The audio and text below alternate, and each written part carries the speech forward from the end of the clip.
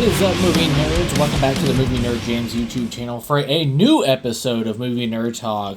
Those new to the Movie Nerd Talk segment, it is a chilled bag discussion of everything new dropping in the entertainment landscape of movie news, music, books, comic books, video games, and of course films. I am actually hosting today's episode, Han Solo. I'm by myself today, but later in the episode, I sat down with my wife, Jessica Eversole, for a spoiler-free talk and spoiler talk discussion about the first 3 episodes of AMC's The Vampire Lestat. But before we get into that, and before we get into the main subjects of the episode, a few things to knock out.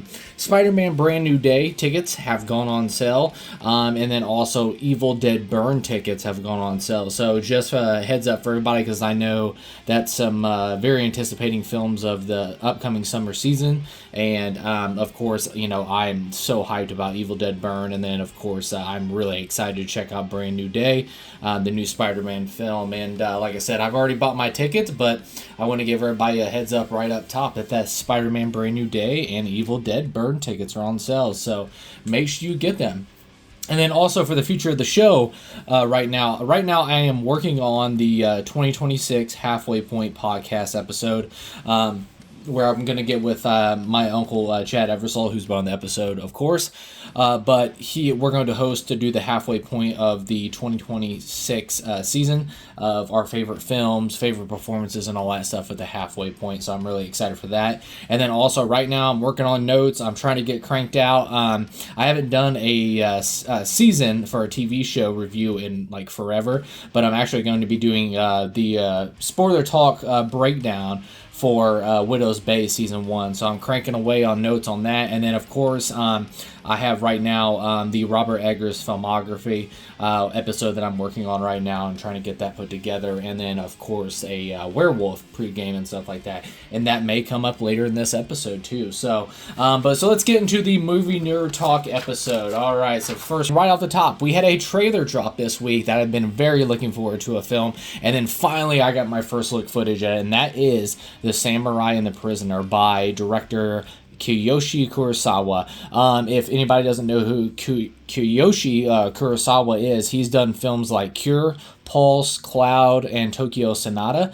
Immediately if I hear anything about samurai films, I'm automatically locked in. But once I heard Kiyoshi was actually doing a samurai film, I was like immediately like, fuck yeah. And it immediately like rocketed to the top of my list to want to check out. And then I know that there's a novel that it's based off of, and hopefully I get this author's name correct, and I'm so sorry if I butcher it, but Hanabu Yonzawa I believe is the name of the author, and like I said, in what it makes out into the trailer, and I know by the book, is like this castle is under siege, and within the walls of it is like this whodunit murder detective movie, and it's in like freaking in the age of samurais, and I was like, hell yeah, man. So I'm actually a real big sucker for detective movies, but also I just, got to it before that I absolutely love samurai films. So to see both of them actually infused together into this film, I am just automatically locked in.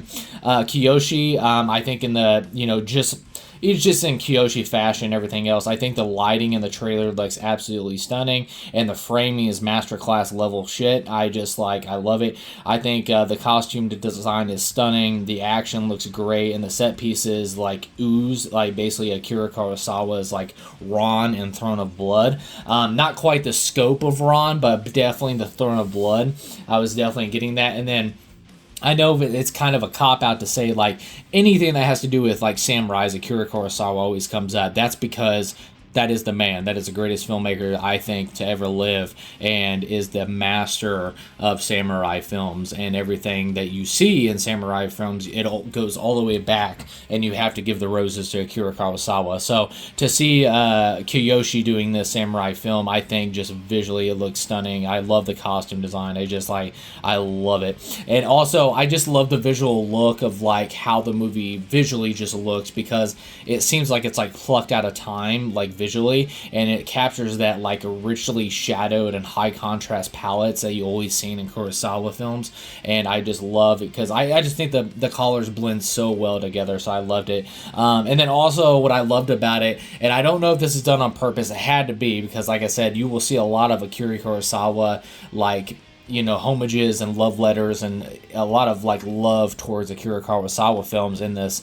trailer, is Toshiro Mifune, the legend, who's been in almost all of Akira Kurosawa's films. Is his acting and his moments were always like executed to be like brought with like so much fire and passion, and you felt that heat coming off the screen. And I thought it was really cool in the trailer. I noticed that the actors in the trailer, they give like an exaggerated like physical gestures, but they felt so beautifully raw. So that seems like he's going to be capturing that and executing that same thing like an Akira Kurosawa film. So like I said, it just adds on top of feeling like it's like plucked out of time and then made back like in the Akira Kurosawa, you know, in his prime and stuff like that. So I just think it's so badass looking. It warmed my heart seeing that too. I just love visually everything about this. So yeah, like I said, I was really amped for this, and then just finally getting a trailer for it. And the trailer is out now. Make sure you check it out. It is called The Samurai and the Prisoner by Kiyoshi Kurosawa. I am so freaking excited about this, and it's done by Janus Films, I believe. Yep, and it's done by Janus Films, and I can't wait. And, you know, it's sitting there saying like, oh man, I'm very excited about something, and then just visually seeing it just like skyrockets your excitement. And sorry if I'm tongue twisted, it's late at night, but I don't know, I can't say any more, man. But definitely check out The Samurai and the Prisoner trailer. I hope it gets you excited. It's like it did for me. And then we actually have a release date on it. It has its US. It's going to release on July 31st, 2026, and I will be there day one, because I think this looks fantastic. But moving on from a trailer, we actually go into a spoiler-free review.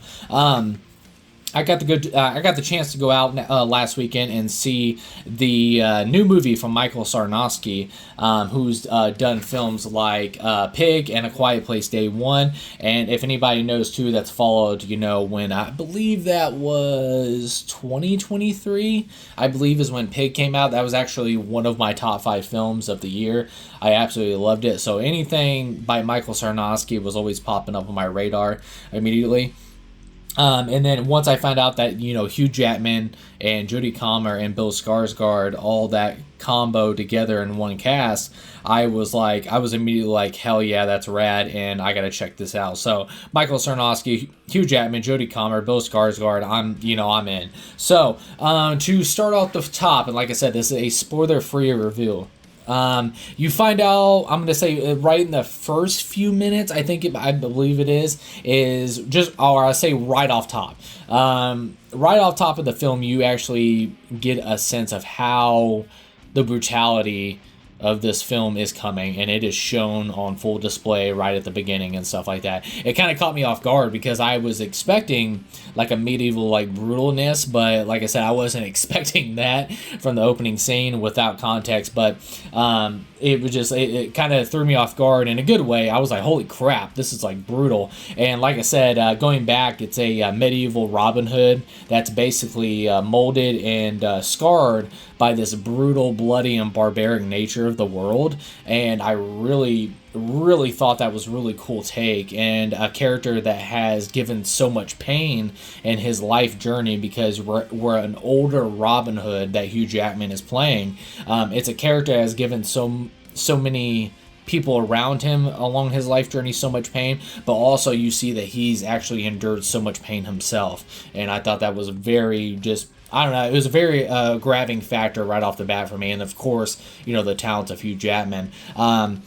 The cinematography is breathtaking visually, and by Pat Scola, who was the cinematographer on this, I thought it looked absolutely gorgeous. And then along with the beauty and the breathtaking beauty of this film is the set pieces. I thought they were well researched, and I thought they were beautifully crafted. I know a lot of people, and I totally agree with this comparison, there's a lot of people were giving praise to the details, such as like The Northman.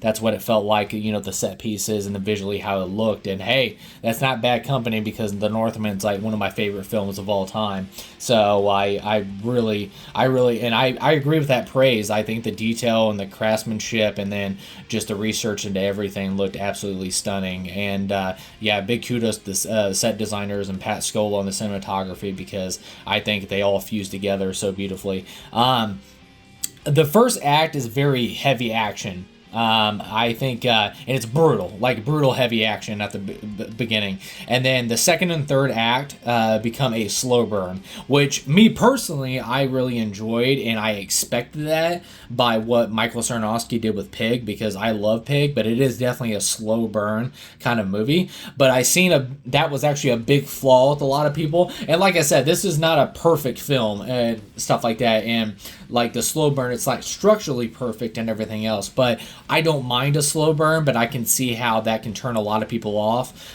because the second and third act do not have the pacing and the big action and everything else like the first act has and everything else. So without spoilers, I guess that's just a heads up. Like I said, if you're not really into slow burns and everything else, I don't know if the second and third act are going to be for you. But for me, who likes slow burns and stuff like that, I thought it was, I liked it and everything else. So, but once again, I seen a lot of people were like, man, it just became, I seen like harsh things, like it became boring and too slow and just like dragged on. I didn't feel that personally, but I can see how some people can give that criticism when they watch the second and third act.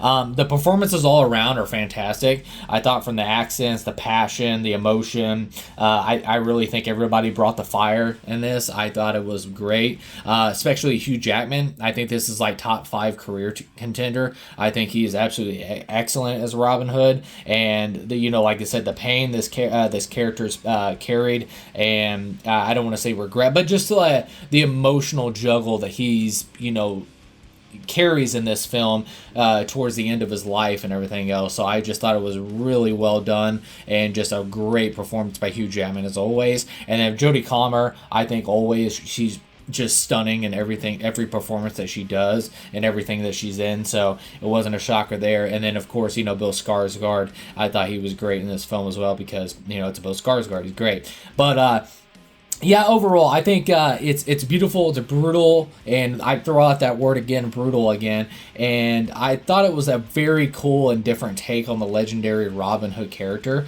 by Michael Sarnoski.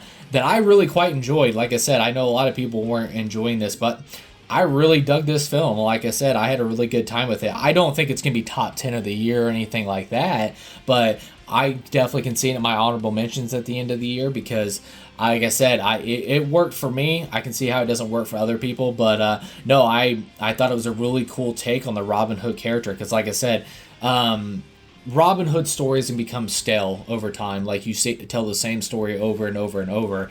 I like it that Michael Sarnoski went for this more, not so high radical, but a radical different approach to it. And like I said, I really quite enjoyed this. But I still think Pig is Michael Sarnoski's best film.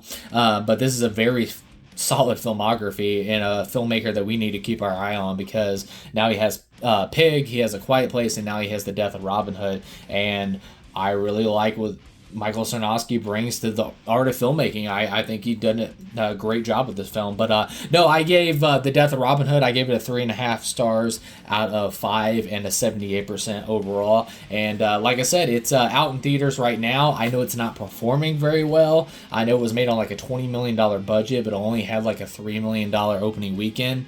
And having a $3 million opening weekend, you're not going to get many screens if it's not attracting, because like I said, at the end of the day, it is a movie business, and if you're not attracting profit, then it doesn't stay in theaters very long and everything else. But I really hope people check out The Death of Robin Hood. Like I said, if you're into those slow burns and character studies and all that stuff, and the story of Robin Hood, I thought it was a really cool film. But yeah, so that's what I had for this spoiler-free review of The Death of Robin Hood by director Michael Sarnoski, excuse me. But now I actually sat down with my wife, Jessica Eversole, to talk about the first 3 episodes of AMC's Anne Rice's The Vampire Lestat. And we actually did a spoiler talk, so I will get into that right now. What is up, movie nerds? Welcome to a spoiler talk for The Vampire Lestat, or unofficially it is called Interview with the Vampire Season 3. But yeah, here we go. Alright, so if you have not seen the first 3 episodes of The Vampire Lestat, please go watch the first 3 episodes, save this episode podcast, and come back to it after you watch the 3 episodes. But I brought in a Lestat expert. I brought in Jessica Eversole, my wife. Hello. Hola. Now, so you said, I think we talked a little bit before this, you said you haven't read the books in a while. Probably 20 years. I think I read them when I was like 16. And then The Vampire Lestat is the second volume in the Anne Rice series, right? I think so. So it was second or third. Because Interview with the Vampire Lestat, and then I forget what's after that. And then Knock the Devil. There's Queen of the Damned. And then, Queen of the Damned, yeah. So, but yeah, we'll be covering the first 3 episodes. So we'll get right into it. So we have episode 1, which is titled Detroit. We have episode 2, that is titled Toledo. We have episode 3, titled Toronto. And the first 2 episodes were directed by Craig Zisk. And then you have episode 3 directed by Claudia Lusta. And we'll kind of jump all over the place, but we'll just hit highlight moments, and then I'm sure that'll lead us down rabbit holes. But yeah, let's start with episode 1. Episode 1 opens up. I don't know anything about this, so that's why I'm really curious to ask you, Jess. And maybe it's not in the book. Maybe that's something they added for the show. But there's an auction going on, and it's in the future because we have very high-tech stuff around us and everything else. And then also, it kind of threw me off. Armand is there at this auction, and so is Louis. And Louis missing a leg. I know Armand is missing an eye. So it's basically like the aftermath of what happens from Lestat doing all this. But I don't really remember an auction or anything specifically about, but I just remember this is after basically Queen of the Damned, I think. Yeah. What happens after that. And what about their injuries? Is that Oh yeah, it's gonna be violent. Okay. And then in episode 3, like I said, we opened up with the auction, and I thought it was so funny that there's actually 2 different collections, and he sets one of them on fire. Yeah. And then he's like, we'll start the bidding at $1 and all that stuff. So Lestat. It's just being a jerk. Yeah. He just wants it to be exclusive. Yeah. And then when it lights on fire, Louis starts smiling and stuff. So yeah, it's just so Lestat. I just really wish, honestly, I do enjoy the first episode, but I think that they should have released the first 2 together, because I was really not excited about the way it's jumping back and forth in the timeline during the first episode. You don't really know what's going on yet. I don't know, it just felt kind of weird to me, but I ended up liking it once you watch the second episode. Yeah, I agree. And then also too, I was kind of shocked because it's been about almost 2 years since season 2, and waiting this long, there's only 7 episodes. And like I said, I was kind of shocked by that. So I kind of get why they didn't drop 2 episodes, because like I said, you're 7 episodes, that's not much of a season. And now that we have 3 in there, we're close to halfway. I don't think they've confirmed there's going to be another season, but they have kind of also confirmed it with the storyline they're doing, because they're not going to be able to get the whole rest of the story to get them into this first episode. You know what I mean? It's not going to make sense if they don't do the rest of what happens. Yeah. But, no, the first episode I thought was really funny. He ended up, would he bite that blonde? Oh, yeah, he gets high or whatever. Yeah, off the drugs in her system and stuff. And then she's on the ceiling, and he's tripping out of his mind. Yeah, and the Vampire Lestat, the book, it doesn't go, it flows more like Interview with the Vampire. It's not all back and forth between the present and the past. Yeah. And then I did think it was funny too in the first episode, jump into he's on the phone with Louis, or FaceTime, whatever they're doing through the iPad. Yeah, that's so funny. Then he's trying to get him to come to visit him and stay with him and stuff like that. And then the article popped up about the Interview with the Vampire book being published, which was I'm trying to think. Why am I drawing a blank? What? Daniel Malloy? Daniel Malloy, yeah. posts the article, and he's like, "You know Daniel Malloy?" And Lou's like, and then it like cuts to the next scene. The bookstore. And, he's like, "Please explain yourself." And he's like, and he goes in front of a bookstore. He's like, "Nobody reads anymore, man." And he goes into the bookstore, and that whole scene is hilarious. No. And now, granted, I think like some of the stuff, because we were really looking forward to this season, so any little snippets and stuff like that. So we've already seen this clip and stuff like that, but it was just so funny because he goes into a bookstore, he walks over, and there's two people actually talking about the book, and it's just even more funnier because Louis is like, nobody cares about reading anymore, and then you got this girl outside, she's like, talking about how hot Armand is, and then Lestat is like a resting bitch face like or whatever, bitch, yeah. and then she's talking about lick Armand, and he was like, drops the book, and then I love when he comes over, she's like, would you like to be a member? And he was like, no, thank you. I know. I also, like, immediately after that scene, like, Lestat bought, like, Halloween candy, and it's, like, all little Armands and Louis and Claudia's at the door, and, like, his face is so funny during that scene. And just, like, I can imagine, like, Lestat being so excited to pass out Halloween candy, because he's, like, a whole child. And it just shits all over his mood. Yeah. Yeah. Because, like you said before, you perfectly summed up what Lestat is. Lestat's like a diva. Lestat is a diva, but yeah, he's like my baby also. Like, he's a little sweet little soul, and people don't even know it yet. Yeah, and then I love the montage in the first episode, too, of him, like, just tearing the book apart.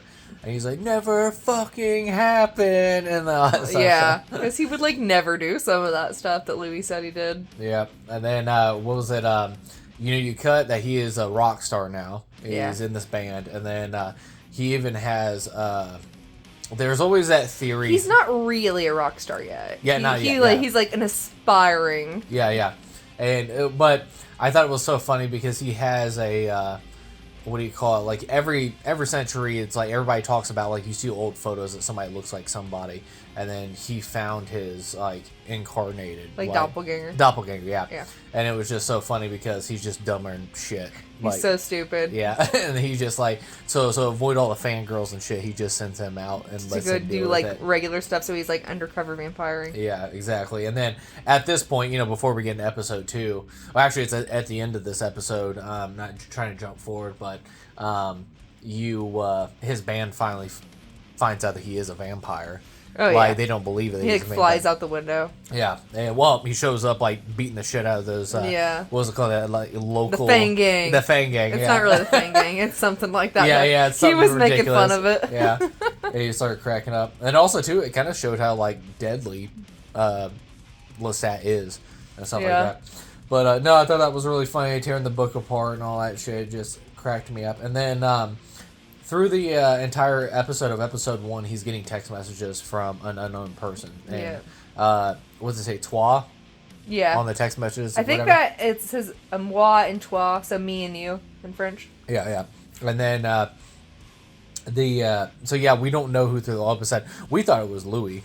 I didn't think it was Louis, but you thought it was Louis. Yeah, I thought it was Louis. I was just like, oh, okay. And then but also at the same time, I was like, maybe it's somebody else because he's upset with Louis about the interview of the vampire book. Mm-hmm. So, but I knew, which I guess we'll get to it right now. But the twist is the person that he was talking to, I knew she was going to be in the show, was Lestat's mother. Yeah, Gabrielle. Yeah, and they're have a sexual relationship. Yeah. I was just, I don't know, I meant to do that before we did this episode. I would love to see everybody's, like, reaction of like, in the book, like, there's a lot of sexual relationships, but they don't explicitly, I don't think, go into it like that.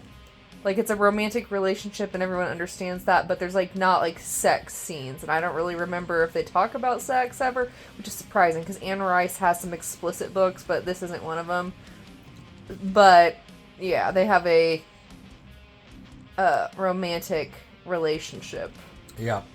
And didn't he say something along the lines, too, like, back then, like, incest wasn't frowned upon like it is now or something like that? I mean, I don't think mother and son was ever not frowned upon. Yeah. But like, we live in today, like, the reactions we get to, House of the Dragon. Like, people are like, that's her uncle. I'm like, yeah. Like, these... yeah, that's, historically more acceptable.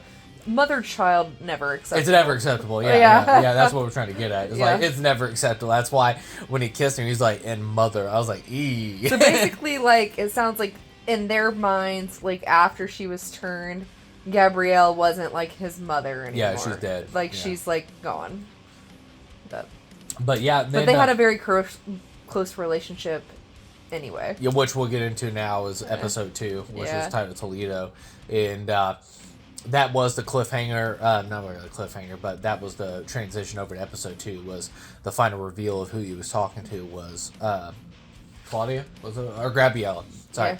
And that was the end of the episode. Now we start with episode 2, and you actually go to Lestat's childhood. Yeah, I freaking love this episode so much, honestly, because it was like a lot of the storylines I was most excited about for this show was like his early life, and like the very beginning scenes of like where he's at dinner with his family are so funny to me. I was literally cackling out loud watching it because like they just go on this tangent about how everyone else in the family is like cabbages because they're stupid, and like just Lestat and his mom are the only ones that are like in their secret little friend group.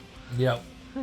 Yeah, and like I said, I was gonna let you get to that because I know you love that scene so much. Where they talk about cabbage, and then also too, and we've seen that thing because I think they mentioned it a couple of times in Interview with the Vampire where they talked about he was the wolf killer. Mm-hmm. Like he always talks about that. And we actually got to. I don't think they even mentioned it at all in Interview with the Vampire, nor did they mention his scars. Oh, really? Okay, yeah. So, and we find out where those scars came from because this is, I guess we should have said that, like, obviously it's showing his childhood, so this is before he was turned into a vampire. Yeah, and, like, basically it's also, like, both of their stories, like, this is Lestat's story through his perspective, whereas the story before was through Louis' perspective, so that's, like, why there is some discrepancy, because everyone has their own point of view or whatever, and, like, in Louis' mind, Lestat is, like, perfect. So he never mentions the scars to Daniel, which makes perfect sense. Like, and nor did, I don't think Lestat was ever very forthcoming necessarily about his own stories and trauma to Louis. Yeah, and they definitely get into that, like with episode 3. Like, yeah, and like, and through the whole thing, as well as like Daniel always tries to start his interviews with Lestat by saying, "Did you study when you were a child?" Uh-huh. And he's always poking fun at it. So it shows how like locked box his childhood is. Well, that and like honestly, when you and I don't know if this was intentional on the writer's part, but like when you like realize that in this moment, you go back and watch season 2 of Interview with the Vampire, and the part where he thought that Louis like killed himself, he like stutters.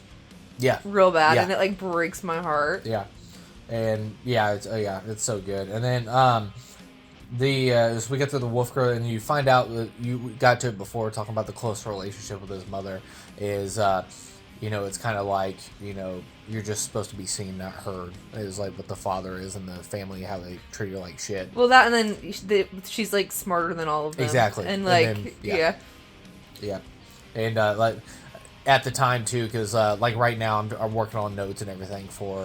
They're like stupid and cowardly. Yeah, and like a Robert. I'm trying to do a Robert Eggers episode here soon. Right now I'm in depth with the Witch right now, and it's just with the Witch too. It was just like at the time, an intelligent woman was very threatening. So they would be like, "Oh, she's a witch," burn her and all that stuff. So it's crazy to see like back in time how much it goes that. They find an intelligent woman so threatening. Well, then they don't realize she's smart because they just don't listen. Yeah, because they're cabbages. Cabbage. So, and then we had, and then later in the episode too, that she ends up getting sick. When did she get sick of? Tuberculosis. That's it. And then he ends up turning her, and then they go in and they slaughter the whole family. That was very satisfying. Yeah. And it was effed up too because they hung them up like animals. Yeah. For the family. They didn't kill the kids though. Yeah, they didn't kill the kids, but when the other family and the kids came home, they seen that they were all slaughtered. So it was pretty brutal. And then in episode 2, which I think was episode 2. Sorry if I forgot. Well, that like Lestat becomes like the hero of his village because he slaughtered all the wolves like that were eating their livestock, and everyone was like scared and like starving and stuff. Exactly, yeah. So then he became the wolf killer. And then in like I think it's the next episode where you find out like the town like Taylor like made him a wolf lined cloak, and became very popular all of a sudden. Yep. And then, of course, we talked a little bit about it in the first episode. Is that you can see how deadly Lestat is when he goes into that hotel brawl, and then also that transitions into the second. But he was episode. also high, so he kind of got his ass whooped a little bit. Yeah, and he was like kind of just out of it. But he needed Daniel to come save him. Yeah, and then going into episode 2, we find out that the hotel that he fucking destroyed, like the whole floor was absolutely destroyed. Kind of find out Louis actually owned the hotel. And that's how you got him in that like negotiation room with their like lawyers. Yeah. Yep, exactly. And then talking about they, like you said, he's a diva. Yeah. And he brings up Armand or whatever. And he's like, Yeah. "Oh, you want to talk about Armand?" And then he's like, Mom and Dad are fighting, and they need to get back together. Yeah, and they're talking about the writing numbers on each other's backs and trying to guess the number. And he was like, "I bet." And he's like, "That's specific detail on the pluck out of thin air." It's so good. He is so funny, and he is like Sam Reed is like Lestat incarnated. He does such a good job. Yeah. Because he's like so personable and such a diva at the same time. Yeah. But then also he can kind of make you want to cry. Yeah. I just thought it was funny too because it's very, I don't know, the show's very, if it's not obvious by the trailers and stuff, is it's very horny. There's just like sex all over the place. It is, but it's also like funny and sad. Yeah. And then they're like sitting there talking back and forth, or bantering back and forth. And he's like, his boyfriends, Louis' new boyfriends that are with him, and he's a vampire as well. Yeah. And he's like, "Are you fucking him?" He was like, "Of course I'm fucking you. You fucking her?" And he was like, "Of course I am." So it was just a funny banter back and then every forth. time he answers the phone from her, he's like, "Lover." Lover, yeah. And we're right now. I got it playing on in the background. Episode 1, when he was sitting there, comes over to the band. And he's like, "This is a 6 minor," and he snaps the guitar in half. So he's like, "You're hurting her." Yeah, yeah, you're hurting her. And then he snaps it in half. So it's just like, it's too funny. He's like, "I'll send over a new guitar in the morning," or whatever. So it was too funny. But no, we got to that, and then of course we find out too that Louis is actually kind of being, going back to Armand, or not Armand. God, why am I all over the place? Lestat finding his incarnated doppelganger or whatever. Louis has found somebody that looks like Claudia, like exactly like her. It looks like Claudia. So you can see that is still haunting him. Yeah, of course. And I've always explained it as, because of Louis' close relationship with the sister, I think Claudia to him is like a sister/daughter. That's what she feels like. Whereas I think like in the relationship with Stat is like the mom in the relationship. Like him and Claudia, there's a lot of parallel between them. Yeah. Like, Mother daughter fights. All that stuff. So. Yeah. They like fight like that. Yep. And then episode 2, obviously by the ending of episode 1, it transitioned to that they get in that debate on the bus that they know Lestat is a legit vampire. Yeah. Now. That part is so funny too. I forget what he says. He's like, "One at a time." Like, and he looks so just over everybody. And then I forget the one guitar player's name, but he's just dumb as shit. He's like, I don't care. Yeah. So it's just too funny. But actually, one of the band members, which that'll come into play at the end of episode 3, is one of the band members leave. Yeah. So, one of the band members have left, and they're not on the tour anymore. And that was the one, if I'm not mistaken, was that the one that he actually, when he was explaining each member of the band, He thought he was the best. He was the best. He's actually talented. Yeah. And everything else. Oh, cameo from Evie. What do you think, Evie? What do you think, Evie? Huh? What do we think about the interview with the vampire Lestat? Say, I can't watch that. Yeah, she's not allowed. Yeah. Said, Sorry, our daughter, Evie, making a little appearance. But, no, I just thought that was too funny. I love finding out that the actual hotel belonged to Louis. So, just extra funny because, like I said, Lestat can be a dick. The band knows that he's that. And then at the end of episode 2, which is the cliffhanger, is you finally find out that Bruce is actually alive and around that area. So Louis is been tasked with taking him out. So and he kind of walks away because they tell him that cause he's going by a new name. I forget what, Mr. Pitt, I think. Yeah. Like that. But and it's like the Telemasca wants him to take care of this coven of vampires for them, basically. And it just so happens that Bruce is like the coven leader. Yep. So it works out well for the Telemask. And that's what grabs Louis in. Yeah. He's just like, once he finds out, like, oh, it's bruised. He said, "You sick son of a bitch." Yeah, yeah. I'm in. He's like, all right, I'm in. So, yeah. And then we go into episode 3, which is titled Toronto.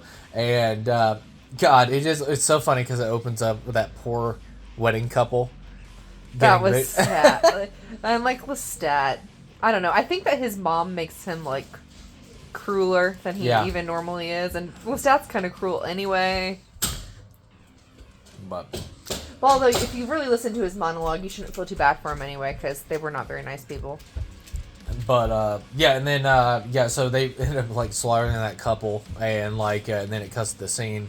Oh, actually, I thought it was really fun, the transition shot, because she's like, might I be of assistance, and he, like, takes pictures of them. Yeah. And then all of a sudden, the third picture, it cuts, and it's actually Gabriella. Yeah. But I love the little touch, though, because when it cuts to the actual image or whatever, there's blood now on the phone, and it's Gabriella in the background, like, photobombing. Yeah. And it just, like, and then it transitions and pans out, and the two bodies are in the car with them. So I just thought that was a really cool way to start the episode.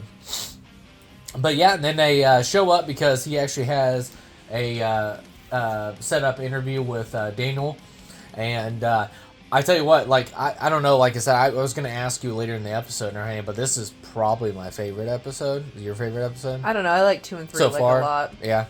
So far, this is probably my favorite episode because I really like this interaction with Daniel and Lestat with this interview.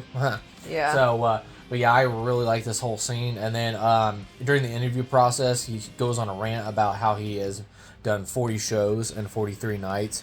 Yeah. And I love it because he, like, starts, like, pretending to cry. And then he just starts giggling. And then just, like he's, like, evil... crying and then laughing. Yeah.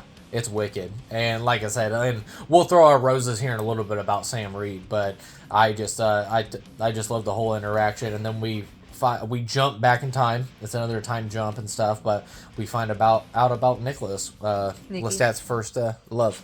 Yeah, Nikki.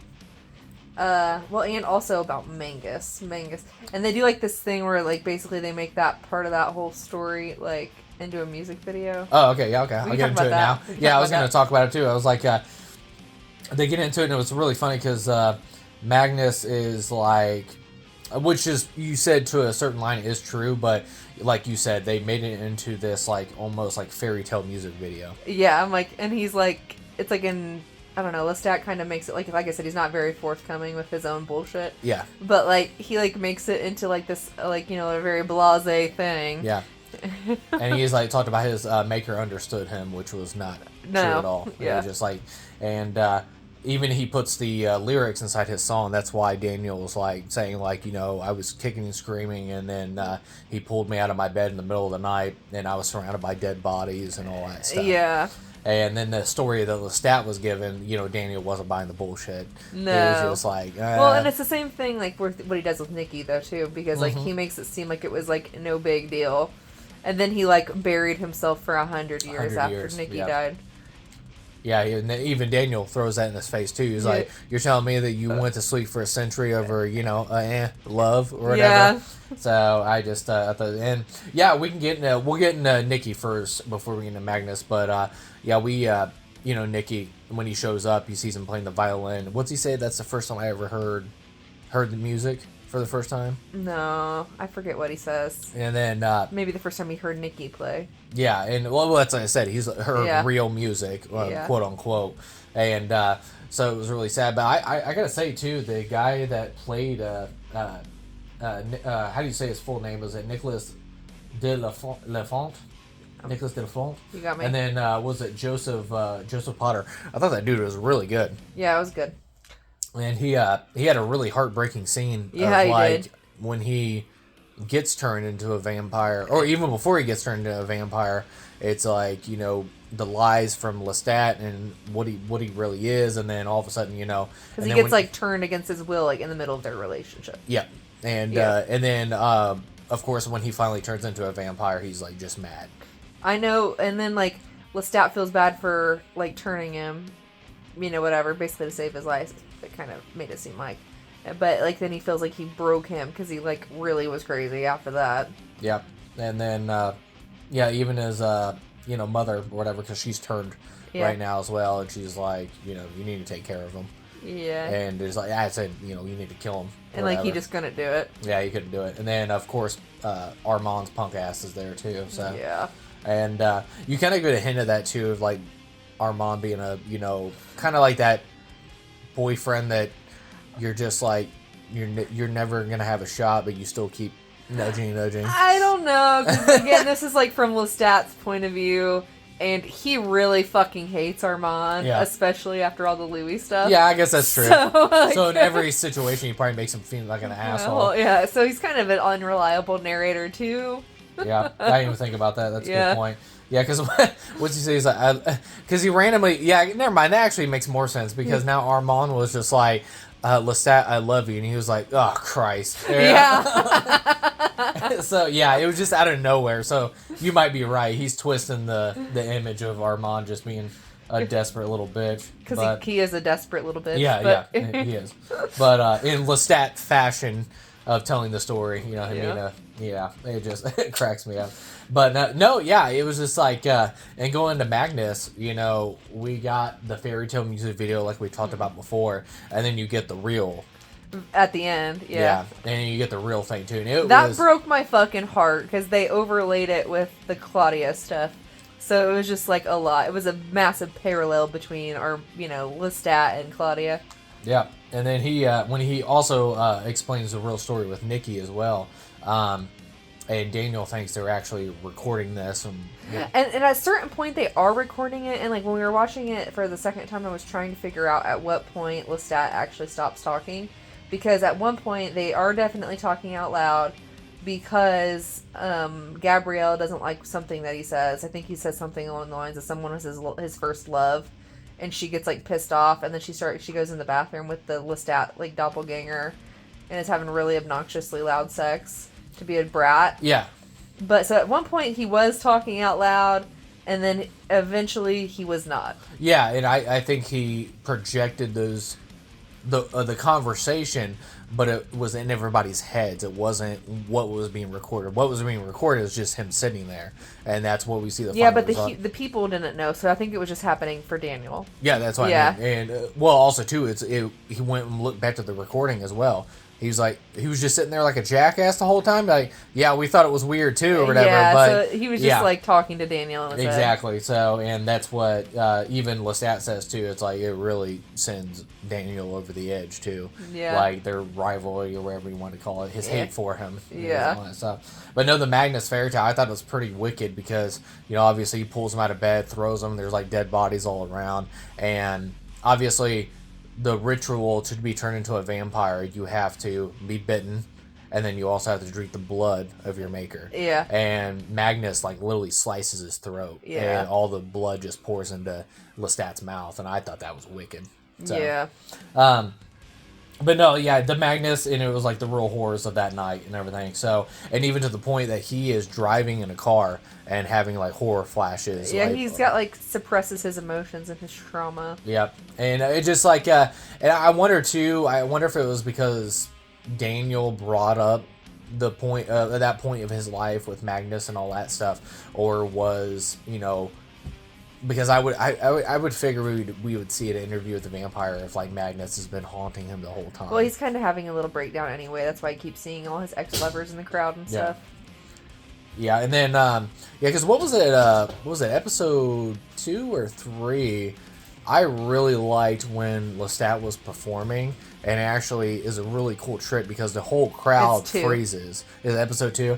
And the whole crowd freezes, and Louis and Gabriella, they're both there in the crowd, and the whole crowd just kind of goes in slow motion. They just completely freeze, and then Lestat actually floats up to Louis in the stands, and then flips the Interview of the Vampire book right in his lap with all the notes and stuff. That he annotated. Yeah. So it was just like one of those things that I just thought was really cool, because it shows off in a really stylish way, it shows the powers of the vampire. And then like once he has that book, and like then Louis has a meeting with Daniel, he's like, I didn't really like me in the book. Yeah. just like not like a lying to myself kind of liar, but like a fucking liar. because he like knows he's full of shit. Yep, and but yeah, it just like he ends up flipping the car and stuff, and then of course we one of my favorite moments in episode 3 and probably of the season so far is we follow Louis that is actually going after Bruce and stuff like that, and he's got this like blood bank safe house type thing going on, or operation house. And it's like the Coven House, yeah, and he one of the guards outside, guard vampires, who has that, what was it, Jar Jar Binks tattoo on his face. Like, yeah, he's like, what is that, a Jar Jar Binks tattoo? Yeah. That whole scene is hilarious. He's like going through the house like, is Killer here? Yeah. Yeah, and then like I just love it because he chops his head off, and it's just like this low pan shot of the house, and then the head sitting on the ground, and then it's just a oneer of Louis floating up to the roof, chops it, going through the house saying, "Are you Killer? You're not Killer," and then like chops that person He's like up. talking shit. Yeah. He's so funny. You see that shadow outline of somebody getting their head chopped off, and then the blood hits the window, and then I love he goes into another one, chops the head off, and then the head gets thrown out the window and all that stuff. So it was a lot of fun. Then that fucking possum came up and started eating at the head or whatever. So I just love cool little montages like that, and it's very creative. So I thought it was really cool.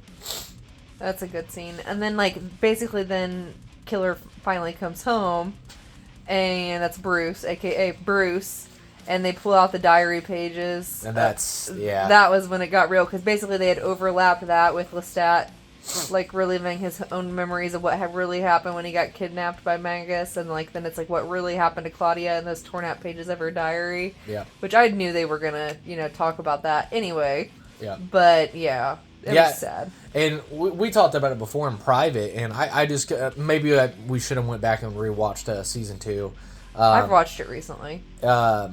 Or not season 2, was it season 1? It's season 1. Yeah. So season 1 with the Bruce, I was like, I don't think they visually showed it. No, they didn't. Yeah, and like he ended up breaking her leg. But like the things that she said, in my opinion, were enough to like get that conclusion.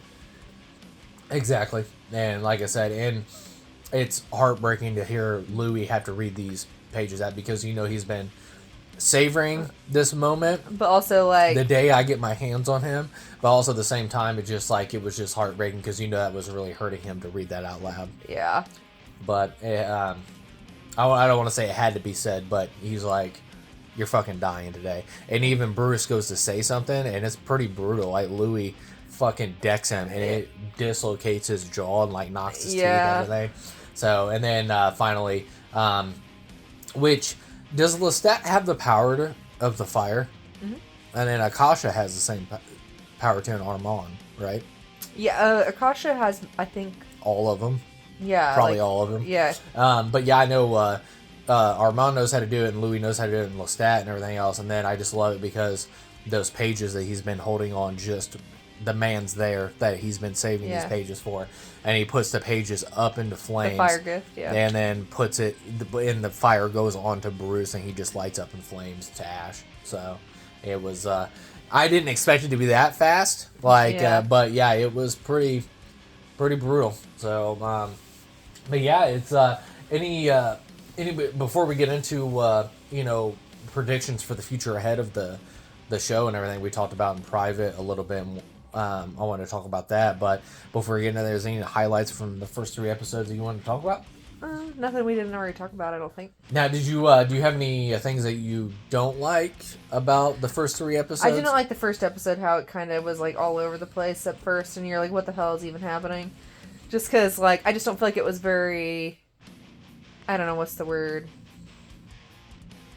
It like jumps around a lot, and then you're like a lot of chaos is happening, and it just seems like there was no pacing issues. Yeah, I didn't like it. Structure issues. I think. But now I like that it's doing that, because now you're getting some backstory. Before they just drop you somewhere, and you're like, what the hell is happening? Yeah, and that might come into play too. I wonder if it would have played better if you released the first 2 episodes. Yeah, exactly. Like all the chaos of episode 1, and then now you kind of like some straightening out of the chaos. Yeah. And so, yeah, I see what you're saying. But the only thing I know you said you really enjoyed the music. Yeah. I don't want to say I don't like the music. I'm just saying that the music was not what I expected. I don't know if it's because maybe Queen of the Damned, because I know they used like corn and that kind of metal was in that. That's kind of like, I don't know how to really word this. Is like I thought it was gonna be more of that like goth metal. Yeah. And it's more of it's still rock, but you know what I mean. It's just like it's not. And then even to the point where like a band like Ghost, I thought it was gonna be something like that, like the metal mixed in with the opera or something like that. So because like I said, besides the intro song for the opening credit crawl that they do for the show and everything else, I really dig that song. But so far, I liked Wolf Killer. Wolf Killer was good. And then was that the one that he was singing in episode 3? The end of episode 3. I don't remember which song that was, but I like that one a lot. Yeah, I like that one a lot too.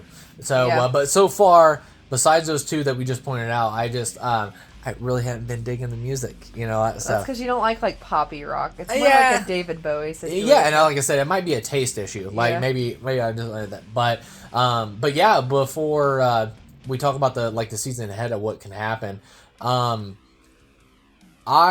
cannot explain enough and give enough justifiable words to talk about how damn good Sam Reed is in this show. Like, I know... Well, he's good in the other seasons, too. Yeah, he's excellent. This is just more He's Sam just Reed. exceptional as that character. Yeah. And I know you might have some different thoughts on this.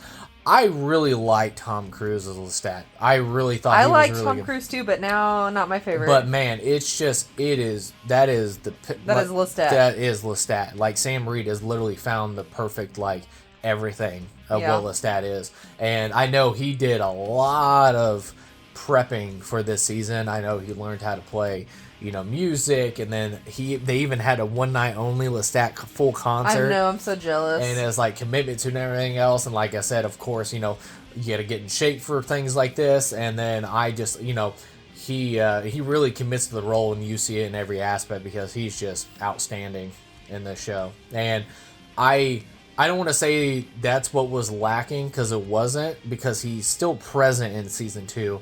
It's just Louis having his mind trips. Yeah, they had to make him be in it. Yeah, but like I said, I think that was the one thing about season 2. I really like season 2 a lot. And I like Louis a lot, and I love Armand in a way that I like his presence, what they do to the other characters. I will never not laugh at the entire argument between Armand and Louis.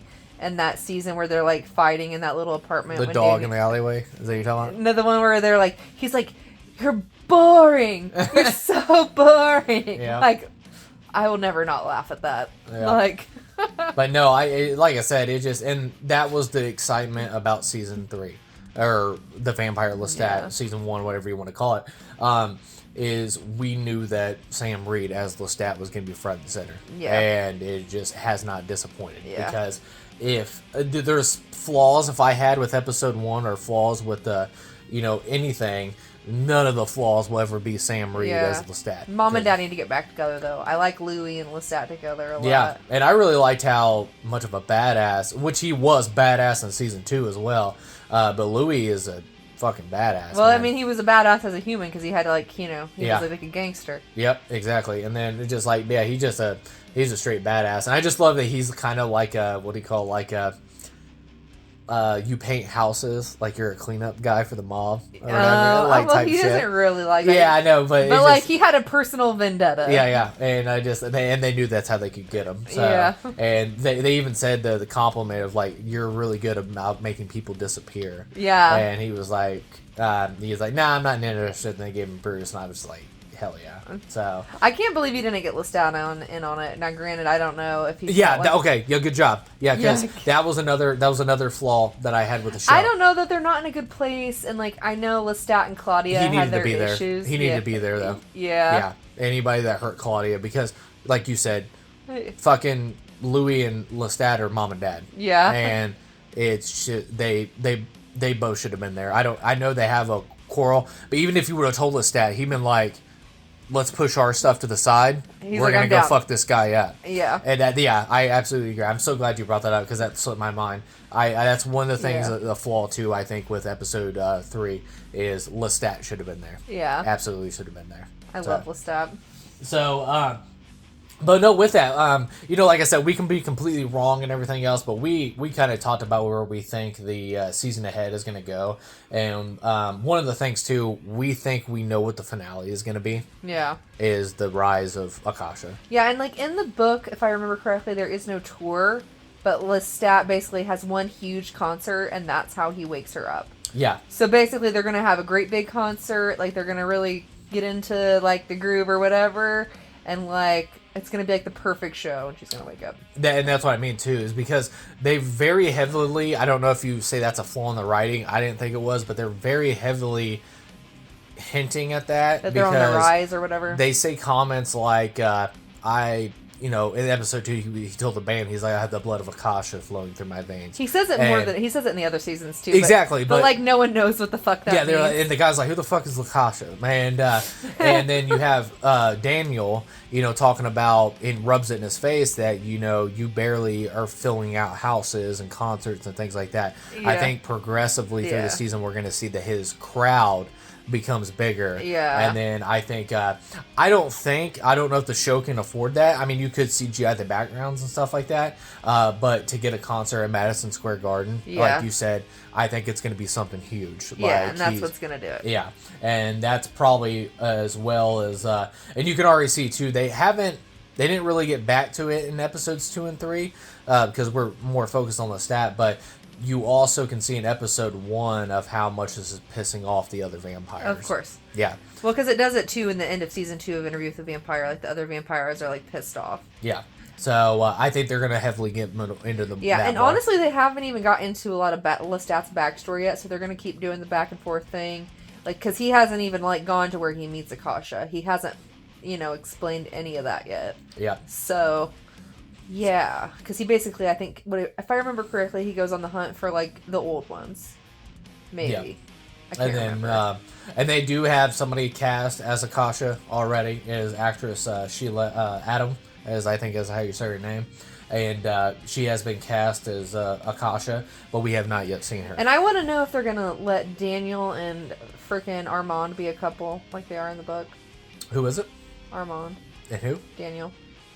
Oh, really? Yeah. They have, like, a love-hate relationship. Yeah, and then, I was trying to think, too. Oh, yeah, and then there's hints at Akasha as well as you've watched the intro.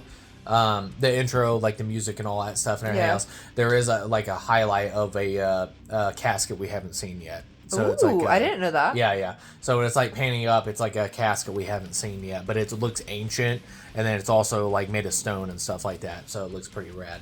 But no, that's where we possibly think the rest of the season can go. But I gotta say, I'm having a really good time with this show so far, and we're only 3 episodes in, and 3 out of 7. I was seeing where.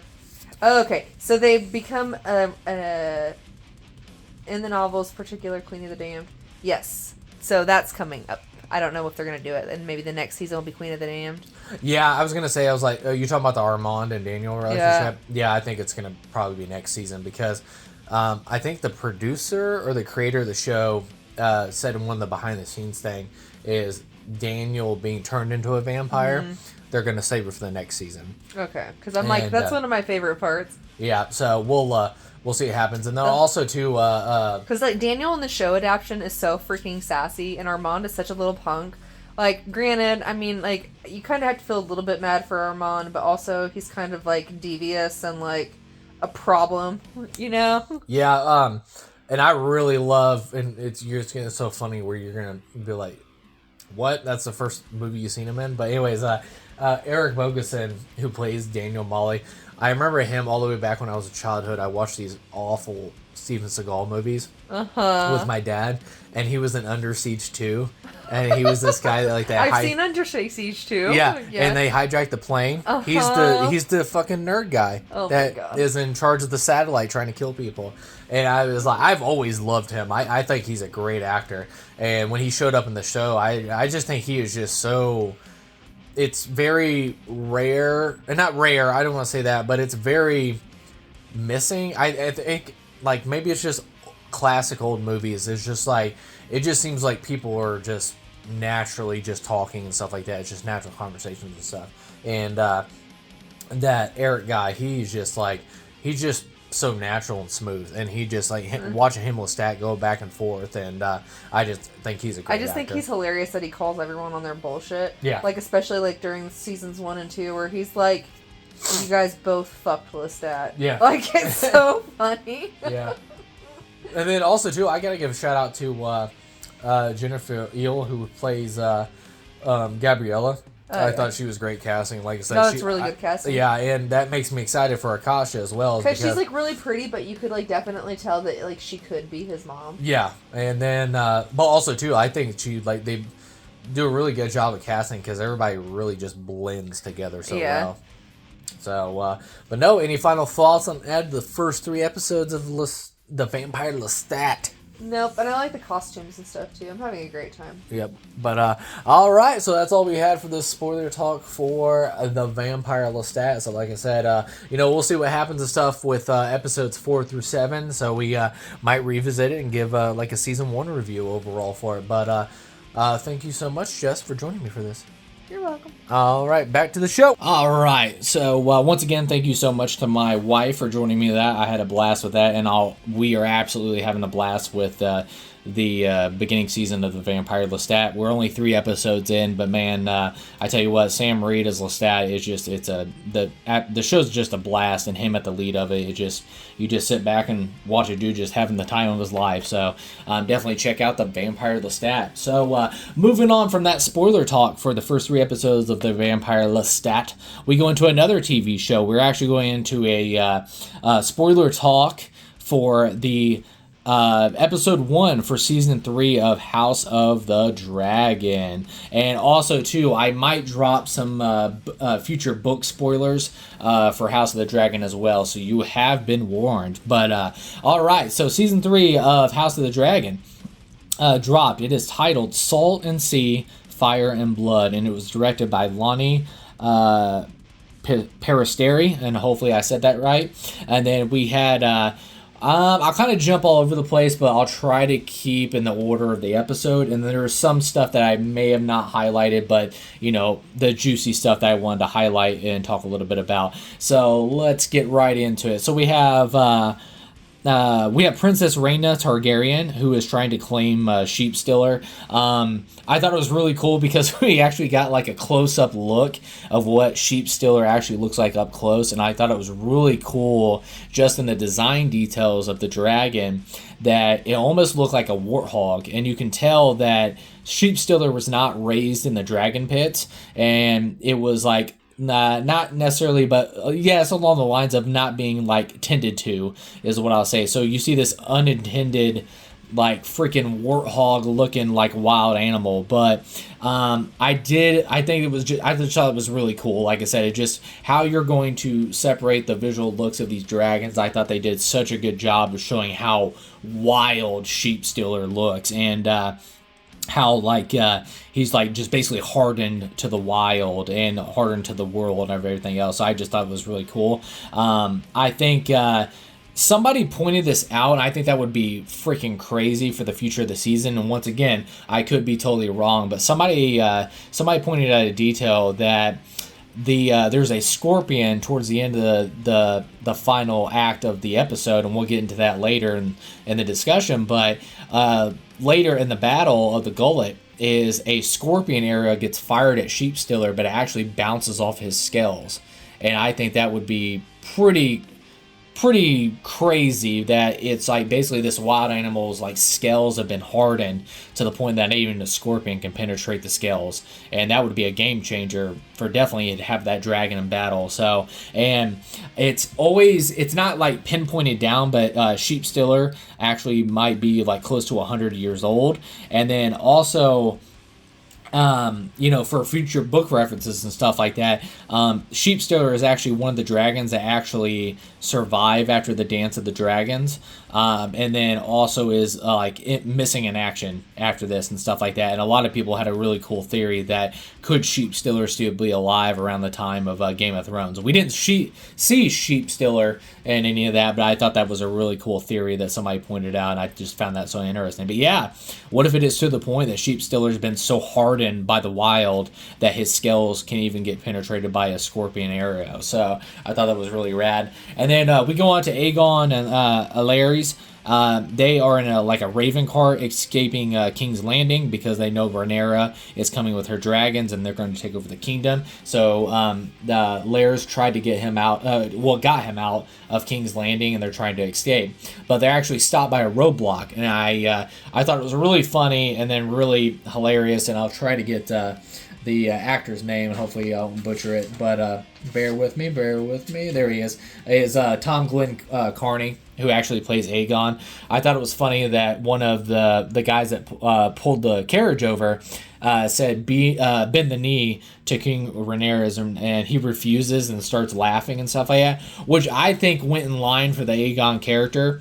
But the crazy part about this scene is Lars just flat out snitches. He's like, yeah, he is Aegon, the king or whatever. And even to the point, he even tells the guy that causes the roadblock as well that his crown is in the bag, and the guy even pulls the crown out. So it's pretty evident by when he pulls the crown out, like, yeah, that's freaking the king right there. So it was pretty crazy, and I'm very interested in how that's going to progress in the future of the season, because Lars just basically threw Aegon not somewhat under the bus, literally threw him entirely under the bus, just all that stuff, and just flat out snitched that he was there. So I thought that was pretty bonkers, and that's pretty much where we left those characters. So I'm very interested where that's going to go.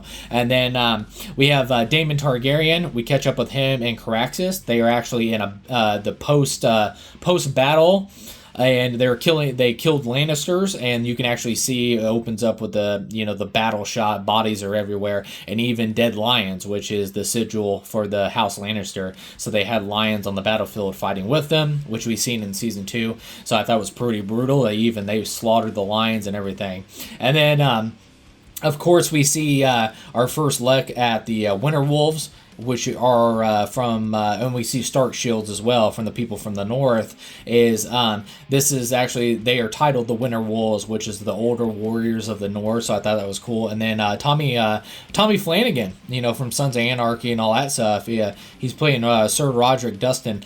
I remember they did his casting, but then I totally forgot about it. And then just seeing him, I was like, oh shit, I totally forgot that he was in this show and everything else. So I thought that was really cool. And then we've come to kill for the Dragon Queen, and then I love Daemon's reply. He says, we have more lions to kill. So that's where we leave it. And I just thought it was a pretty wicked shot. I thought, the pacing of that whole sequence was absolutely great, because you had like Daemon like slicing down soldiers and post battle, and then you had Caraxes in the background burning people. So I just thought it was a really cool visual shot, and I thought it came together just so well. But I really liked it. And then we caught to what I like to call in the episode the God's Eye chill out. We have the Ulf, we had Adam of Hull, and then you had Hugh.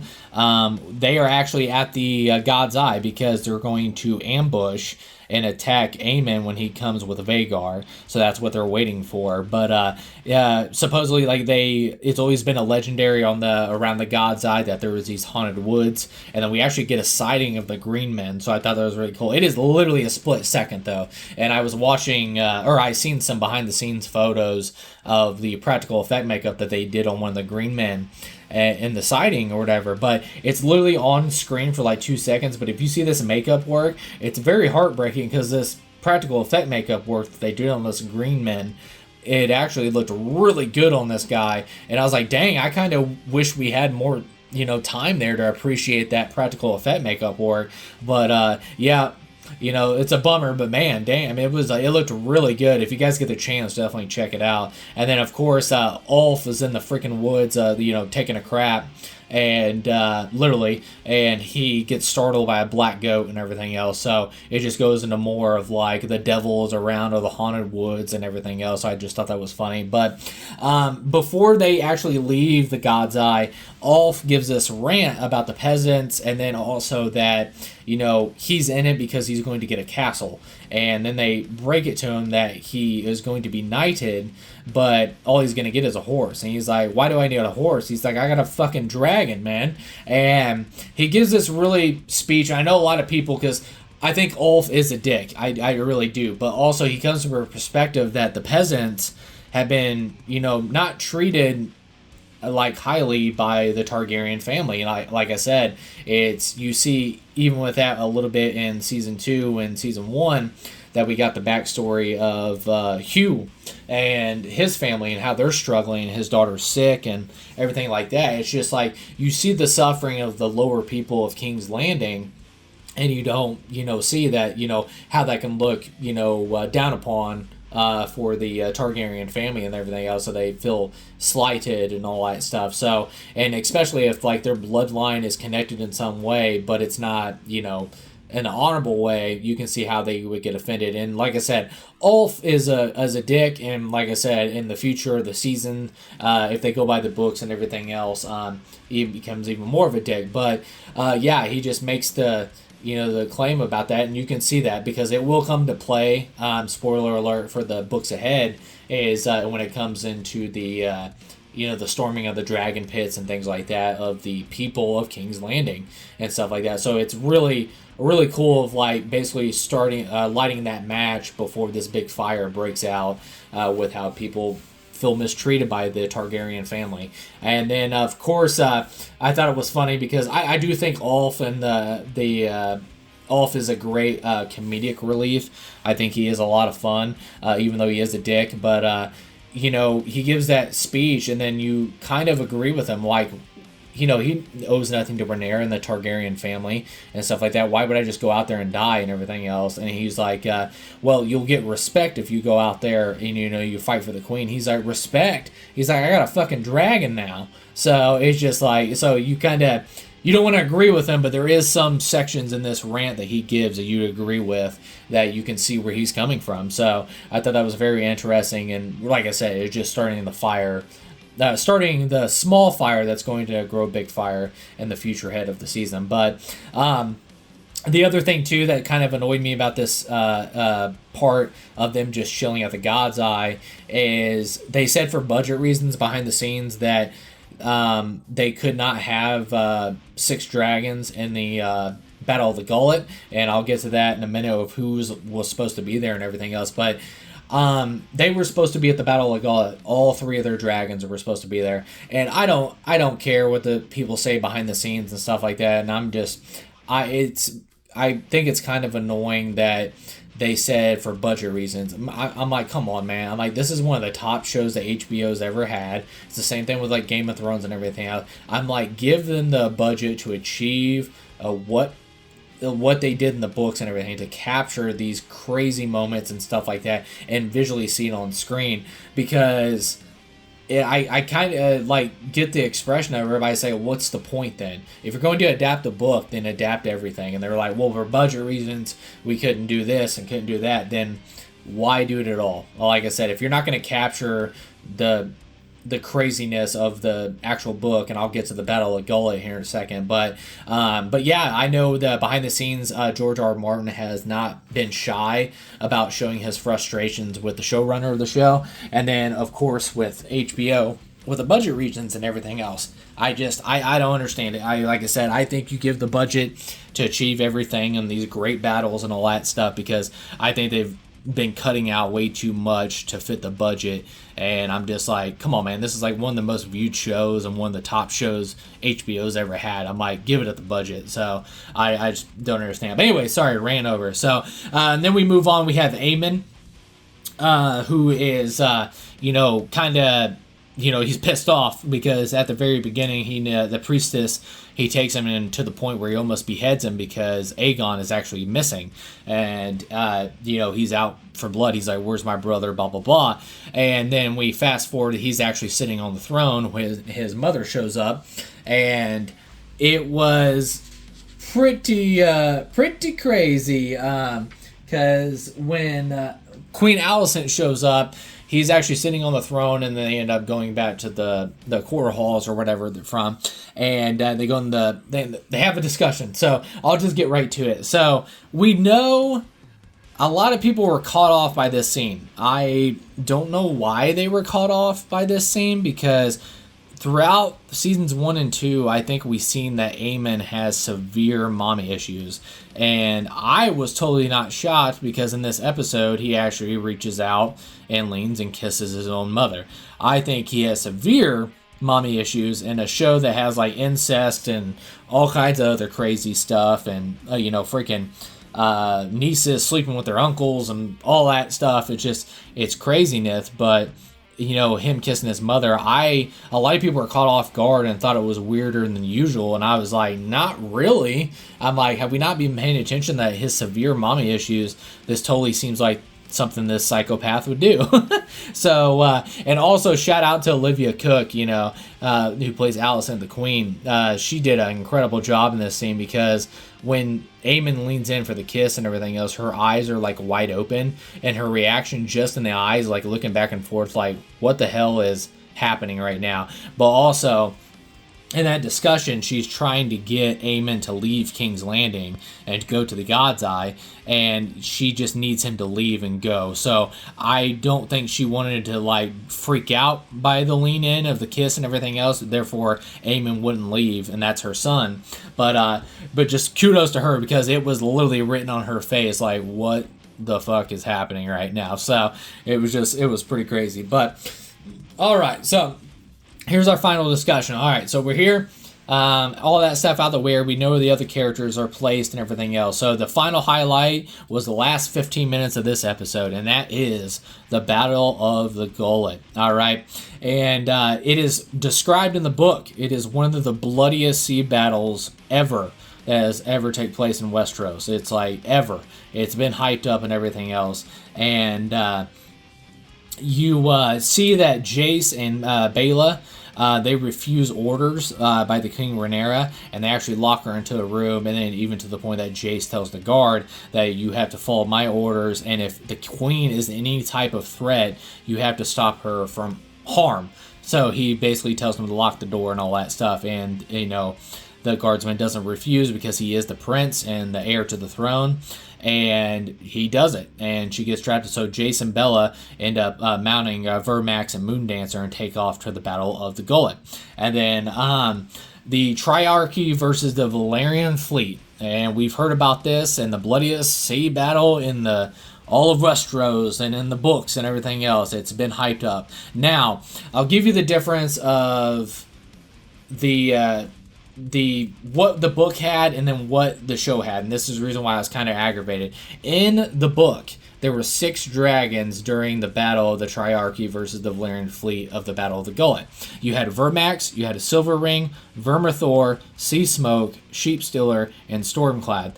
That's who was in the book, was during the Battle of the Gullet. But in the show, you only have 3 dragons instead of 6, and that is Vermax, Moondancer, and Sheepstiller. Like I said, it comes into the budget regions too. I don't understand why they said budget reasons. I'm like, man, just go all out or nothing. Like I said, if you're supposed to hype up and just visually execute one of the craziest battles that ever take place in the Game of Thrones universe and through history, just go all out, man. I did not understand it. And then so anyways, back to the Battle of the Gullet. The Triarchy, they even they are actually prone to the end tactics they use in battle, because they actually have battled against dragons before. So I thought it was pretty cool that the Triarchy shot scorpion bolts, but it had a rope attached to it, and then they would drop an anchor down into the water that would drag the dragon into the water so it can't fly anymore. I just thought that was so cool, and then right off the bat to show that they're used to this. They've gone against dragons and they're prepared for that. So I thought that was really cool. And you even have them shouting out, take down the rider and stuff like that. So it's really cool,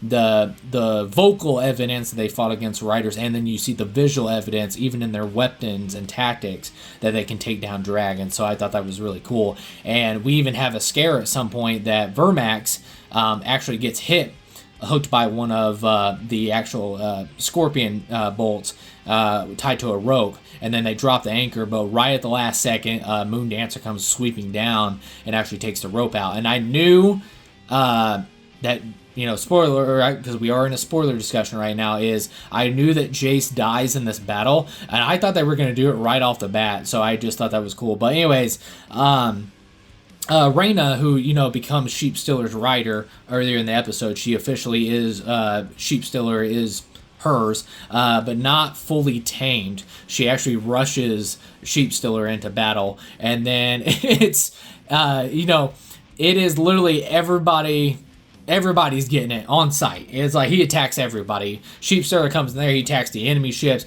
he attacks the good side, he attacks the Valerian fleet, he attacks the Triarchy, he ends up attacking freaking Moon Dancer, he ends up attacking Vermax. Like, it's just, somebody pointed out, like, It's Always Sunny in Philadelphia, that, he just came in blasting. Like, he just, all that stuff. So, it really showed that Reyna, he's a wild animal at the end of the day. And, like I said, I know this is a different from the book, but I think it works for the show. Like I said, in the beginning of the season, they talked about with the illusion is that they control the dragons, but it's actually a power man should have not trifled with.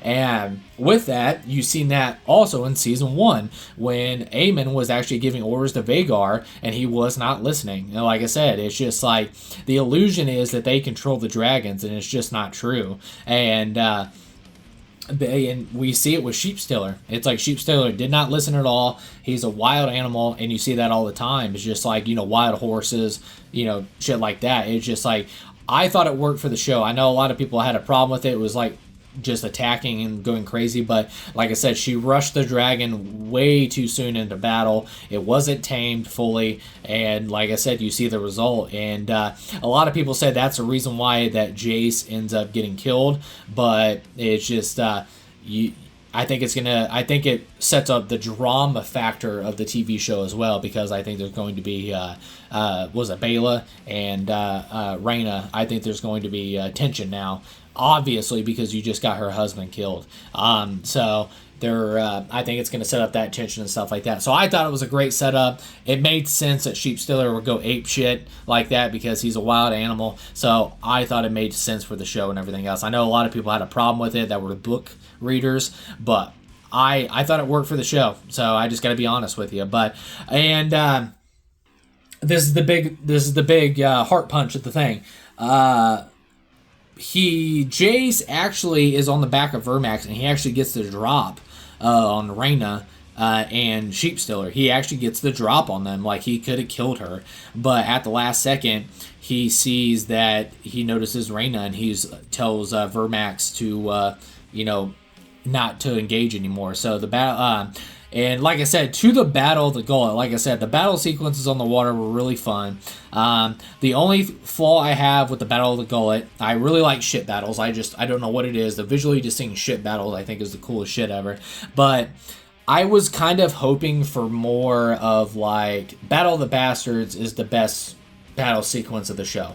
It ever since that episode happened, I don't think anything surpassed it, because I think the blood-soaked, like, griminess of it, and then also, like, you seen with, like, Jon Snow in the Battle of the Bastards, that it's just bodies and blood and everything everywhere, even to the point where he almost got, like, suffocated, because they're just bodies on top of bodies and things like that. So it's just the brutality in the face of war, and it just mayhem and just, I don't know, just brutal. And I was kind of hoping that, given that the Battle of the Gullet, once again, I sound like a broken record, but was always told as the bloodiest sea battle of all time and everything else. I was kind of hoping for more, like, griminess from Battle of the Bastards, but overall, I still think it was a lot of fun. And did I think it was dull? No, absolutely not. I don't think it was dull at all. I think it was a lot of fun. Was it on the level of Battle of the Bastards? No, I don't think it was. But like I said, I still had a lot of fun. But all right, so here we go. Final thing, and we'll close this spoiler talk out, is Jace's death. Vermax is brought down into the water. It's a it's a confirmed hit with the scorpion, and he gets dragged down to the water. But what happens is the line actually gets snagged onto the one of the ships, which that did happen in the book. So he ended up getting snagged up onto the ship, and then he is brought down into the water. And it is, I'm not gonna lie, man, it's a CGI freaking dragon. It's a CGI dragon, I get it. But it's actually really heartbreaking to watch. Like, this freaking dragon drowning. And Jace on Vermax's back, like, screaming, like, come on, like, come on, get out, and all that stuff. So it's really heartbreaking to watch. And to the point, too, that there is no music in the background. And I thought it was... and here comes a spoiler for the future of the book, so you've been warned. But I did think this little detail, I don't know if that was purposely done or it was just one of those things, but I thought it was a really cool foreshadowing, is basically when the riders get on the back of the dragons to make sure they don't fly off when they do like a freaking spin or something like that, they actually have these like lock clip chains that they actually put on both sides. Well, Jace is actually struggling as Vermax is sinking into the water. He's struggling to get one of those the locks chains off that mounts him on the back or whatever, his mount chain. I'm just going to call it a mount chain.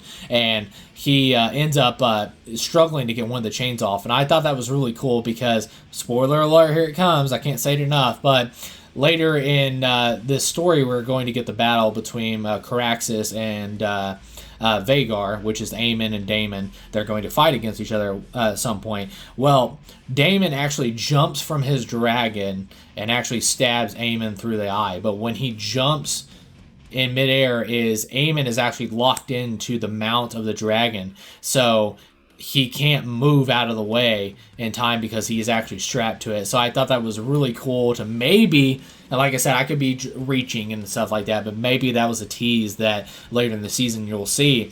That's the reason why they're mounted to these seats and everything else, and that's why later we're probably going to see when Daemon gets a clean hit on Aemon and kills him, that he couldn't get out of his seat in time. So it's like, why didn't he move or whatever? It's because they're actually locked into these mounts and everything else. So I thought that was a really cool foreshadowing. Was it done on purpose? I have no idea, but I just thought that was a really cool detail in that episode. But once again, Vermax is sinking into the water, and he actually gets dragged down, and Jace actually gets the mount lock actually unloose, and then he actually swims to the top. But once again, I think this is the reason why it hits so hard in this scene, is because there is no music at all. And then when he comes to the surface, just like in the book, he finds a piece of shipwreck and actually latches onto it. And then no music, you hear the first arrow hit him in the back. And it was so funny because my wife, Jessica, she gasped. She's like, oh my God. And then it is like a 1-2 arrow punch for the kill. You see the second arrow as he turns and faces the ship. The second arrow hits him in his left, like upper shoulder, chest area. And then the final arrow hits him in the neck, and he is instantly dead. And he, when the arrow hits, he leans back into the water and he floats to the bottom. And yeah, now Vermax has perished, and the heir to the throne, Jace, the prince, has died too. And that was the ending of the episode.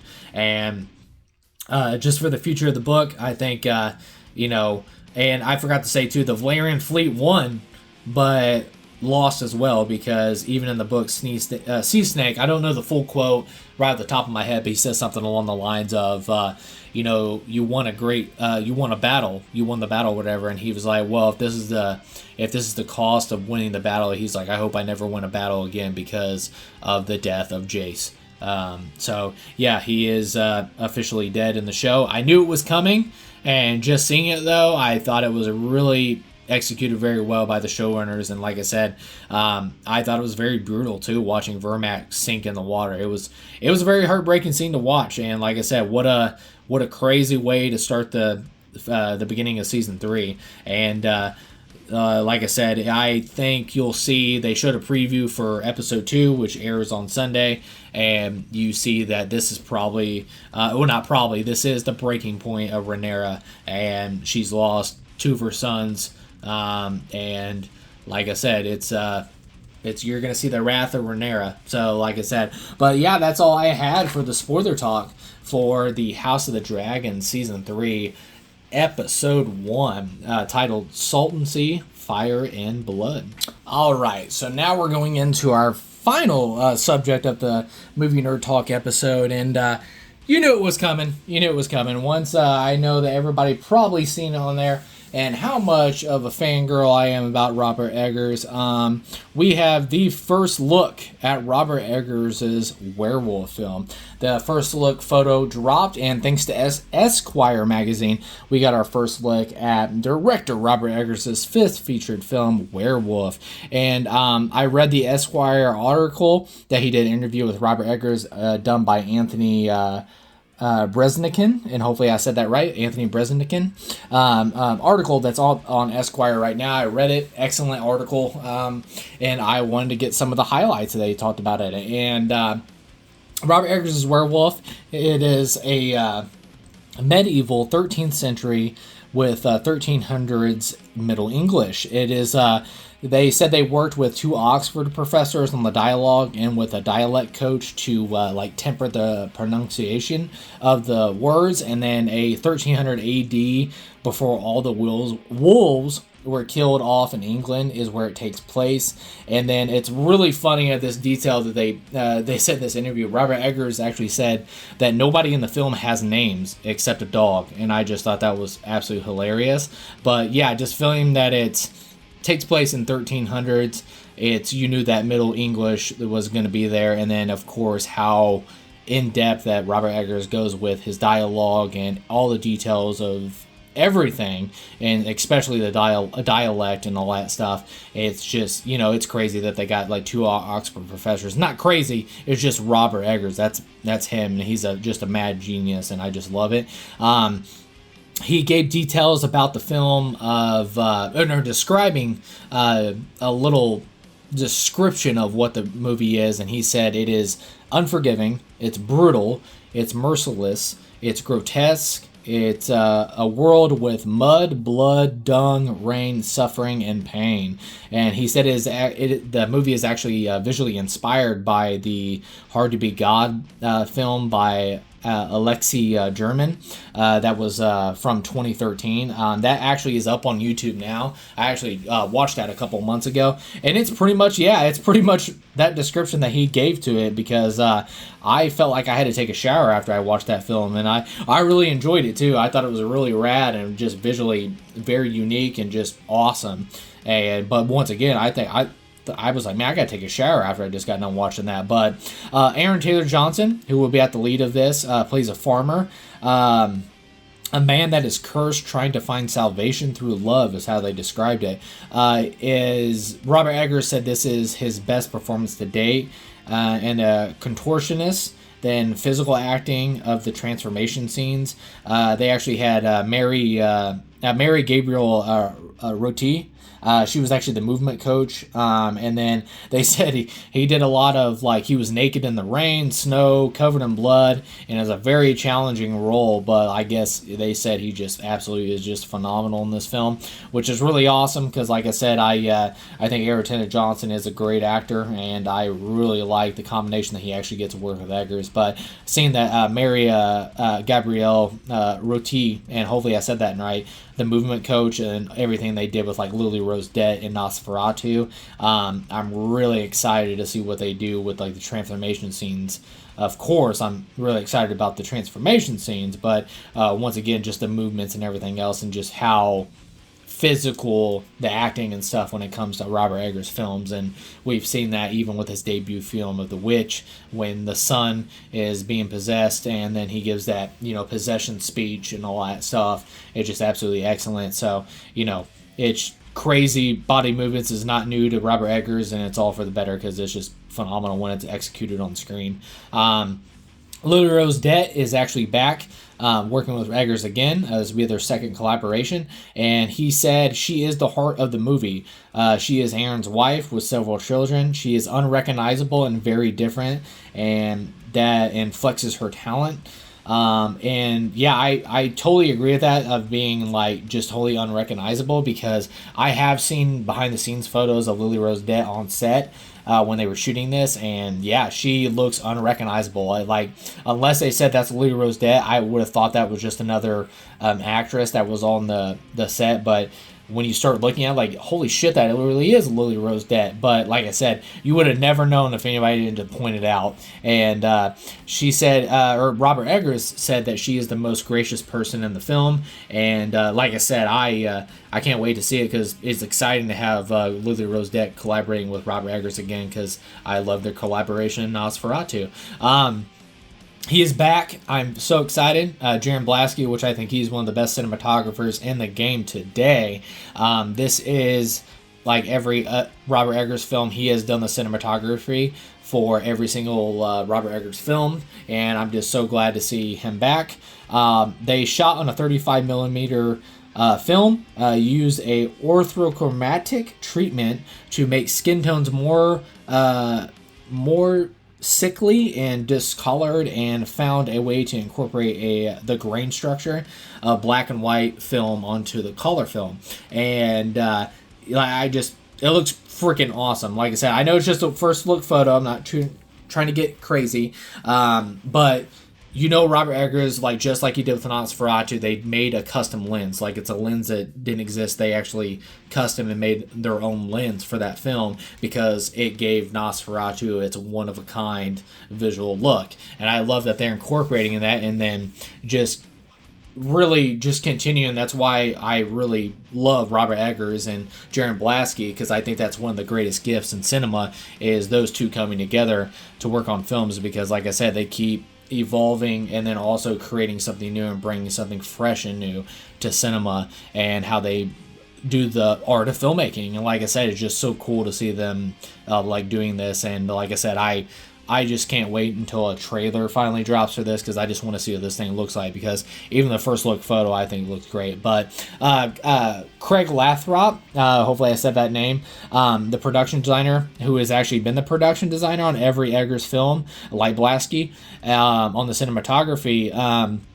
Every structure they said you see in the film has been built from the ground up for the film. The witch, like going back to the witch and everything else, everything was just built from the ground up. And just like with every single Robert Eggers film, it's going to be extraordinary, focused on everything down to the smallest detail. It is going to be like everything. Even with the witch, I know he talked about, like, he wanted the wood that was built in the house to look like, have saw marks on the edge of it, because you don't use power saws in this 15th century. You use like hand saws. They wanted the most accurate nails for the boards, all the way down to like he wanted the most accurate candle holder. That's how crazy it is. But yeah, it's just I'm so excited, and hearing that they've built everything from the ground up, it's just, yeah, that just sounds like Robert Eggers, man. It's just like every detail down to the smallest detail. Now, I know people are probably eye-rolling and sick from me every time an Eggers film is coming out, because I am just like eye-rollingly annoying and everything else. But man, I'm just like, I am so excited, and I'm so amped, and I'm fucking like, it's gonna be the best Christmas present ever. And like I said, and I've said it before, like I said, I sound like a broken record. I think Robert Eggers is a one-of-a-kind filmmaker, and he separates himself into a realm of his own when it comes to visionary filmmaking, and that I'm very thankful that I'm alive to witness his extraordinary work. So I'm so excited for Werewolf, and like I said, I can't be more excited. Like I said, I can't find enough justifiable words of how excited I am for this film, and you can tell just by a small detail. I was like breaking down the first look photo, with Aaron Taylor Johnson. Obviously, like I said before, I think visually it just looks very unique, and it's the the visual accuracy of like their wardrobe and what they wore that day. And I thought a really cool detail too is that actually he's hunting with a spear, and everybody found that very odd, but actually that's accurate for the time, because they would use bow and arrows for like small game, like like squirrels and rabbits and things like that and everything else. But if you're hunting like big game, like wolves or bears or a werewolf, they would actually use spears, so it was actually accurate. So I just thought that was really cool to visually give you that he's hunting something very large, because for that time, hunting large game, they use spears instead of bow and arrows. So I just thought that was a really cool detail. And once again, I know it's just one photo, but I'm already getting historical accurate details are already visually on screen right there. And from the costume to the spear, and he's hunting through the woods, and he's using the proper breed of hounds that they used at that time to hunt things. So I just thought that was really cool. So I can't wait. The rumor is that there is the first look trailer is rumored, this isn't confirmed, is going to drop on June 29th, because that is the next scheduled full moon. And I think that would be a really cool, really cool, because werewolf, full moon, blah blah blah. I just think that would be really cool if they actually dropped it on June 29th, because it is the next full moon. So that's just Robert Eggers being cheeky. So I love it. So, but yeah, once again, it is in theaters December 25th, 2026. It's going to be a hell of a December for me and Christmas, man, because I have Dune 3, I got Avengers Doomsday, and then I got freaking Werewolf, man. So I am fucking amped, man. So I am so excited. But yeah, you knew it was going to happen. As soon as they dropped the first look photo for Robert Eggers' Werewolf, you knew I was going to be talking about that shit. I am so amped up. And like I said before, I think he's one of the greatest filmmakers working right now. And I think we should really cherish it, because I think he is a very unique and one-of-a-kind filmmaker. So I'm very excited and just, I'm so amped for Werewolf. So, but yeah, guys, that's all I had for this movie nerd talk episode. And like I said, I haven't hosted by myself and done an episode by myself in forever, so hopefully I didn't talk on forever and rant on, which I probably most likely did, so I apologize if I did that. But hopefully you can get my excitement and how amped I am about what's going on in the movie universe right now. So, but yeah, guys, go down in the comments and stuff. Let me know. Make sure you go out and you get your Spider-Man brand new day tickets. And then I know Evil Dead Burn tickets are on sale right now, so make sure you snag those for the July month.